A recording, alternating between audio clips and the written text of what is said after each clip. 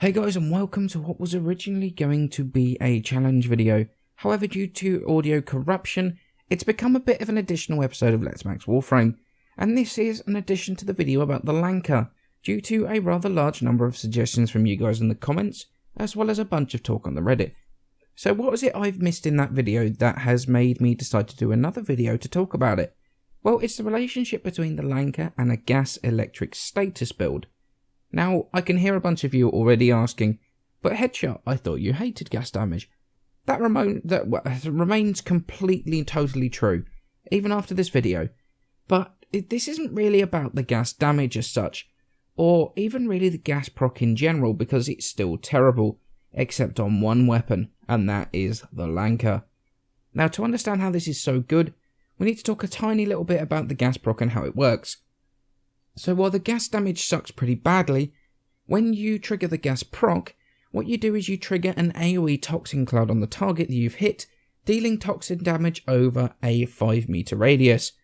Now the reason this is so ridiculously effective on the Lanka, and why I would only honestly ever really use it on the Lanka, is because of the way the toxin proc combines with the advantages that the Lanka has. The toxin proc takes 50% of your weapon's base damage, and applies it over 9 ticks in 8 seconds. Now the reason it's so effective is the base damage on it can be fairly ridiculous, because it's a fully elemental sniper rifle. So the ticks that it pulls off, it can be 9 or 10,000 fairly regularly. Now this can go even higher, because not only is the toxin proc from gas affected by the base damage, it's also affected not only by crit, it can crit as well, which further increases the toxin proc tick, but also headshot multipliers and even the sniper rifle specific damage multiplier from consecutive hits. So on a red crit headshot with a 2 times multiplier, you can get absolutely ridiculous numbers. And what's even better is that you are still hitting with your main shot as well as that toxin proc. And the Lanka isn't exactly known for dealing tiny amounts of damage in the first place. So you can apply that monster AoE over 5 meters and you can wipe out small groups of clustered up enemies with ease. Now what does this mean?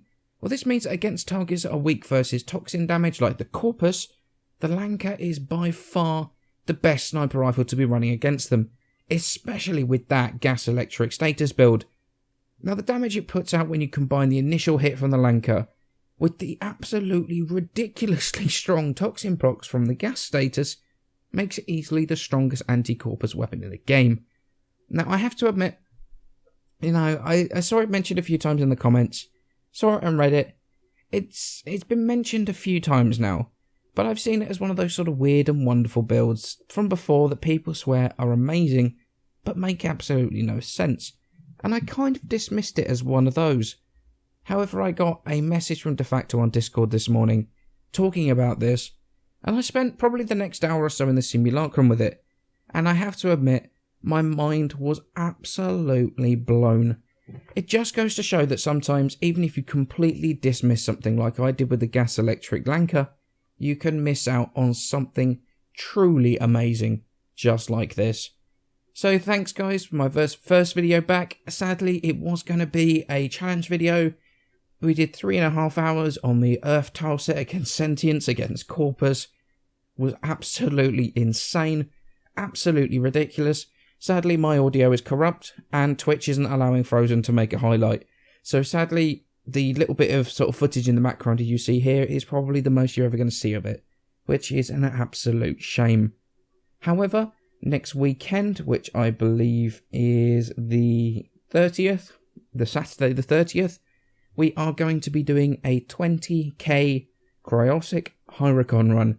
So that should be absolutely fantastic. It's going to be on Frozen stream. I'm going to put it on YouTube as well. So if you check out the link in the description below, you can see Frozen stream. And on the 23rd, once again on Frozen stream, we will be doing the Suddenly Tallow podcast.